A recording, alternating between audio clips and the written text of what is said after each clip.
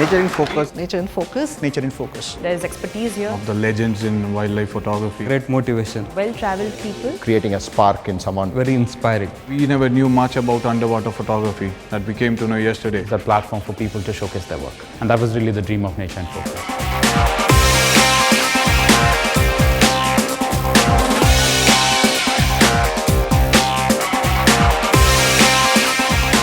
This is my first time at a wildlife photography festival, the Nature in Focus Festival. I think what I've enjoyed the most is the energy. Everyone's passionate about wildlife and nature. The reason we started Nature in Focus was primarily that, to connect photographers within photographers, but also a lot of photographers don't understand the conservation issues or even on things about wildlife. So it's a mix of all that and try to get everything to one platform.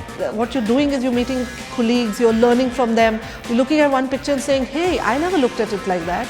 So I think there's so much to learn from people around you, and that's why festivals like Nature in Focus are extremely important. And what I loved most about was the interaction, that it wasn't just something which was a techno meeting, which is what normally happens when you put 20 photographers in a room, each one is talking about their equipment. I found 90% of your conversation was about species, habitats, and the problems of photography. And I think in Asia, we have probably some of the best wildlife in the world, but we also have photographers now locally who take amazing work. So I'm quite happy to have this focus within Asia, but making this a platform where globally people understand Asia, Asian photographers and the biodiversity that we have. So you have the publishers, you have senior photographers, you have upcoming photographers, you have young photographers. It just means a host of people to meet. Travel stories just waiting to be told. In that way, I think everybody is able to get a great platform as Nature in Focus. I think photography plays a major role in spreading awareness and also creating a spark in someone to actually follow wildlife.